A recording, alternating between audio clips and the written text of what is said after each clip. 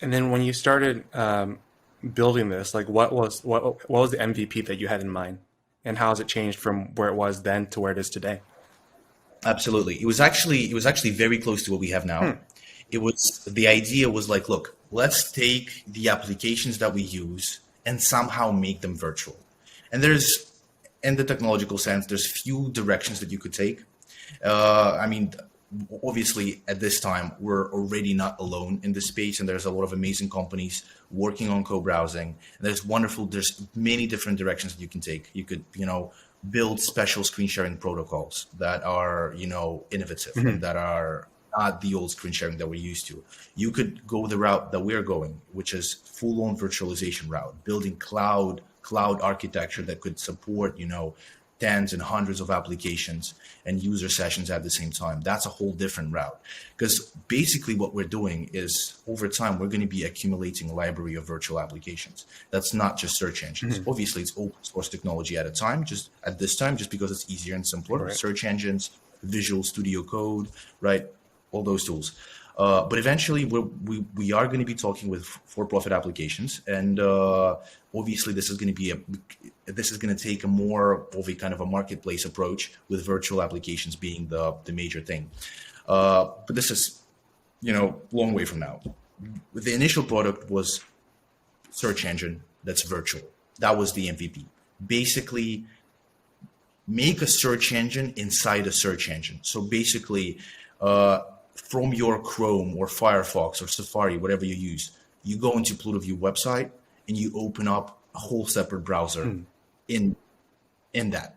And so basically the way our first MVPs looked like is you as one user would be able to kind of type in plutoview.com, launch a virtual Firefox session, and that tab in his Safari browser, Chrome browser, whatever it is, would be that virtual session of Firefox.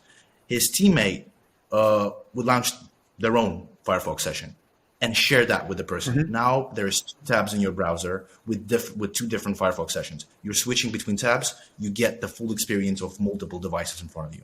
That was the initial MVPs that we were going after. And we were actually kind of successful. I mean, we launched in Product Hunt, became #1 product of the week. I saw, that's really cool. Right. I mean, that was amazing. We're actually preparing for a relaunch coming up in a month or so. That's going to be awesome. And I'll get to that in a little bit, because we're relaunching with our API thing. And that's phenomenal. That's massive. That's actually the most interesting thing. And something that I'm getting to right now is we launched on Product Hunt as a workspace, right? Bringing that whole thing to remote teams, right? You could launch your virtual applications, share those within people in your team, collaborate effectively, finish tasks, finish sprints. And then we were like, look, what do we really want to get out of this? We want to change the way people collaborate remotely. So we need to take an approach that is more wholesome, that is more holistic. We need to change this. We need to solve the problem more wholesomely.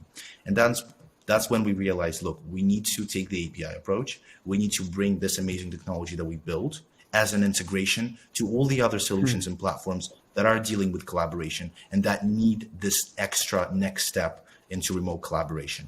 And that's basically what we're doing right now. Plutoview is a co-browsing API integration. Currently, we have Firefox virtualized. We're working with phenomenal guys from teamflowhq.com, wholeway.com.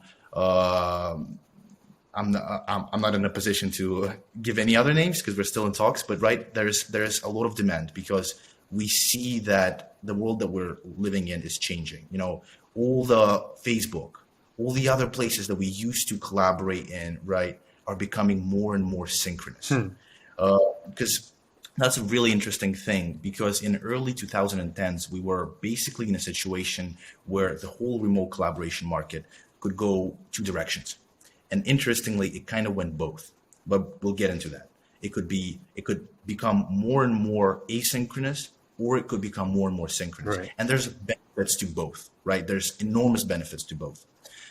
Now we realize that, look, the way we thought synchronous collaboration is, it's not, it's limited to screen sharing, limited to single user applications. That's just not the reality anymore. So basically what we're doing here is we're saying, look, there's two approaches, synchronous and asynchronous. The question could be much more interesting.